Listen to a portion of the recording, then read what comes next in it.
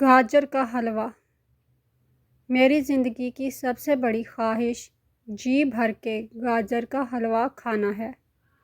جب میں چھوٹا تھا تو ماں جی سے فرمائش کر کے گاجر کا حلوہ بنوایا کرتا، لیکن گھر میں غربت کے ڈیرے تھے، لہٰذا اگر کبھی گاجر کا حلوہ بنتا تو مجھے اتنا ہی ملتا کہ مزید کھانے کی خواہش اور بڑھ جاتی۔ میں نے زندگی میں طے کر لیا کہ خوب محنت کروں گا اور بہت سارا گاجر کا حلوہ کھاؤں گا۔ میٹرک میں میرے نمبر بہت کم آئے، 3rd ڈویژن کے آس پاس، اور مجھے یقین ہو گیا کہ اب نہ FSC میں داخلہ ملے گا، نہ ڈاکٹر بن پاؤں گا اور نہ بہت سارا گاجر کا حلوہ کھا پاؤں گا۔ ہمارے گھر کے حالات نہایت مخدوش تھے۔ ایک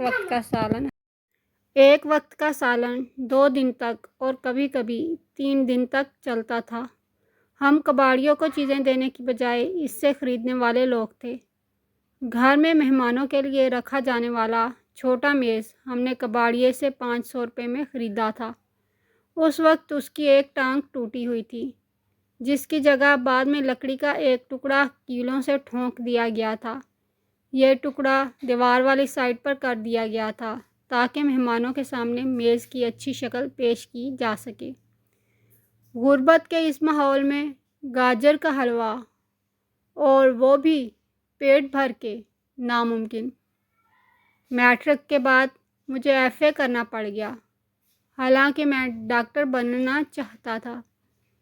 ابا جی کو جب میں نے بتایا کہ کالج میں میرا داخلہ ہو گیا ہے تو میں نے پہلی بار ان کے چہرے پر ایک خوف دیکھا۔ مجھے پتا تھا کہ وہ میرے سرکاری کالج کی فیس ادا نہیں کر پائیں گے، لہٰذا انہیں اطمینان دلایا کہ میں پارٹ ٹائم کوئی چھوٹا موٹا کام کر لوں گا۔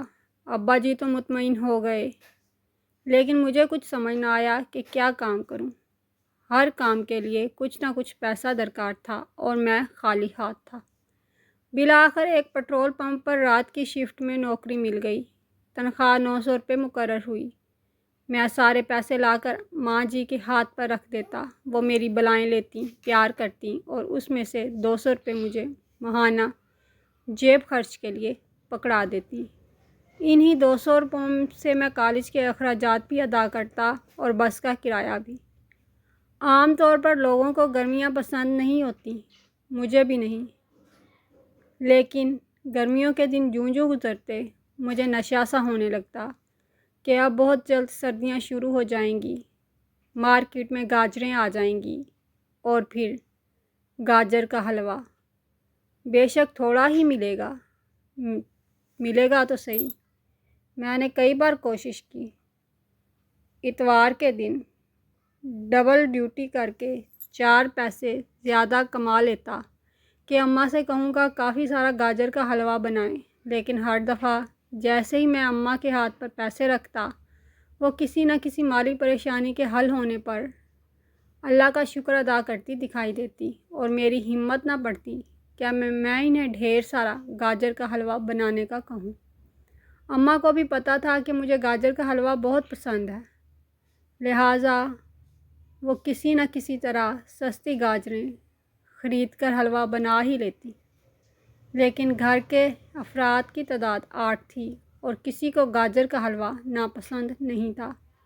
مجھے یاد ہے ہم سب بہن بھائیوں کو گاجر کا حلوہ دیتے وقت اماں ہر دفعہ میرے حق میں تھوڑی سی ڈنڈی مار جاتی تھیں۔ بظاہر وہ گاجر کے حلوے والا پتیلا خالی کر کے ایک طرف رکھ دیتی تھیں، لیکن مجھے پتہ ہوتا تھا کہ اس کے ایک کونے میں میرے لیے 6-7 چمچ حلوہ اب بھی موجود ہے۔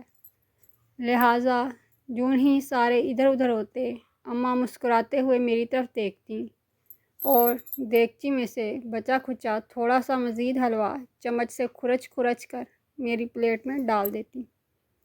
FA میں بھی میرے کوئی خاص نمبر نہ آ سکے، تاہم BA میں میرا داخلہ ہو گیا۔ میں نے پیٹرول پمپ کی نوکری چھوڑ کر ایک پلاسٹک کے برتن بنانے والی فیکٹری میں نوکری کر لی۔ یہاں میری تنخواہ 1200 روپے مقرر ہوئی، تاہم میرا جیب خرچ وہی رہا۔ اب کی بار میں نے سوچا کہ ہر مہینے کسی نہ کسی طرح 50 روپے ضرور جمع کیا کروں گا۔ تاکہ جب سردیاں آئیں تو میرے پاس گاجر کا حلوہ کھانے کے لیے وافر پیسے ہوں۔ اس 50 روپے کے لیے مجھے دوپہر کے کھانے کی قربانی دینا پڑی۔ میں فیکٹری میں ہاف ٹائم کے وقت ڈھیر سارا پانی پی کر پیٹ بھر لیتا اور بھوک کو زبردستی بھلا دیتا۔ کچھ دن تک مجھے اس کی عادت ہو گئی۔ مجھے یاد ہے جب اکتوبر کا مہینہ شروع ہوا تو میرے پاس 300 روپے جمع ہو چکے تھے۔ میں بہت خوش تھا۔ ہر روز فیکٹری جاتے ہوئے میں راستے میں سبزی والے سے گاجروں کا ضرور پوچھتا۔ ایک دن اس نے بتایا کہ گاجریں آ گئی ہیں لیکن ابھی کڑوی ہیں، میٹھی گاجریں 1 ماہ تک آئیں گی۔ میں نہال ہو گیا، گویا اب میری دلی خواہش پورے ہونے میں صرف 1 ماہ رہ گیا تھا۔ نومبر میں جب مجھے تنخواہ ملی تو میرے پاس جمع کیے ہوئے پیسے 350 ہو چکے تھے۔ میں نے سوچا اگر 350 روپے سے گاجر کا حلوہ بنایا جائے تو یقیناً ہم سب گھر والے پیٹ بھر کے گاجر کا حلوہ کھا سکتے تھے۔ میں نے اماں کو تنخواہ کے پیسے پکڑائے تو ان کے حلق سے ایک آہ نکل گئی۔ میں چونک گیا۔ پہلے تو وہ ہمیشہ تنخواہ کے پیسے دیکھ کر خوش ہو جایا کرتی تھی۔ اب ایسا کیا ہوا تھا؟ پوچھا تو کہنے لگی، تمہاری بہن کے رشتے کے لیے جس جگہ بات چل رہی تھی انہوں نے ہاں کر دی ہے، لیکن وہ لوگ دسمبر سے پہلے شادی کرنا چاہ رہے ہیں۔ ہمارے پاس تو کھانے کے پیسے نہیں، اتنا سارا انتظام کیسے ہوگا؟ میں ساری بات سمجھ گیا، لہٰذا اماں کو تسلی دی کہ خدا بہتر کرے گا۔ اگلے دن میں نے فیکٹری کے مالک سے ایڈوانس کی بات کی، خدا ان کا بھلا کرے۔ وہ مان گئے اور 5000 روپے عنایت کر دیے۔ کچھ پیسے اماں نے بھی جوڑے ہوئے تھے، لہٰذا انتہائی سادگی سے بہن کی شادی ہو گئی۔ میں BA سے MA میں آ گیا۔ تنخواہ اگرچہ بڑھ گئی تھی لیکن ہر ماہ 300 روپے ایڈوانس کی مد میں کٹ جاتے تھے۔ اس دوران کئی سردیاں گزر گئیں لیکن پیٹ بھر کر گاجر کا حلوہ کھانے کا خواب ایک خواب ہی رہا۔ MA کے بعد مجھے ایک بڑی کمپنی میں مینیجر کی نوکری مل گئی۔ تنخواہ میرے خواب و خیال سے بھی بڑھ کر 10,000 مقرر ہو گئی۔ میں نے اس تنخواہ میں بہنوں کی شادیاں کیں، بھائیوں کو پڑھایا اور اپنے لیے موٹر سائیکل خریدا۔ بہت سارا گاجر کا حلوہ کھانے کی خواہش اب بھی میرے اندر موجود تھی، لیکن مصروفیت اتنی بڑھ چکی تھی کہ صبح کا گیا رات کو گھر آتا اور سو جاتا۔ میں چاہتا تو مٹھائی کی دکان سے بھی گاجر کا حلوہ خرید کر کھا سکتا تھا، لیکن مجھے گھی والا حلوہ پسند نہیں تھا۔ اماں دودھ اور کھویا ڈال کر جو حلوہ بناتی تھیں وہی مجھے پسند تھا۔ پھر قسمت نے اپنا دوسرا رخ بھی دکھا دیا۔ اماں ایک دن چارپائی پہ لیٹی اور اگلے دن قبر کی نظر ہو گئی۔ ابھی اس صدمے کی شدت کم نہیں ہوئی تھی کہ 1.5 سال بعد والد صاحب بھی چل بسے۔ آج میرے پاس روپے پیسے کی ریل پیل ہے۔ میری بیوی بالکل میری ماں جیسا گاجر کا حلوہ بناتی ہے۔ میرے بیٹے بیٹیاں بہت شوق سے یہ حلوہ کھاتے ہیں لیکن میں نہیں کھا سکتا۔ میں شوگر کا مریض ہوں اور ڈاکٹرز نے مجھے سختی سے میٹھا کھانے کا منع کیا ہوا ہے۔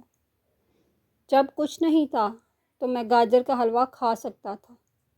اب سب کچھ ہے لیکن گاجر کے حلوے کا 1 چمچ بھی میرے لیے زہر ہے۔ ملک صاحب نے اپنی بات ختم کرتے ہوئے ٹیشو پیپر نکالا، اپنی بھیگی پلکیں صاف کرتے ہوئے جیب سے کینڈرل کی ڈبی نکالی اور 1 گولی چائے میں ڈال کر چمچ سے ہلانے لگے۔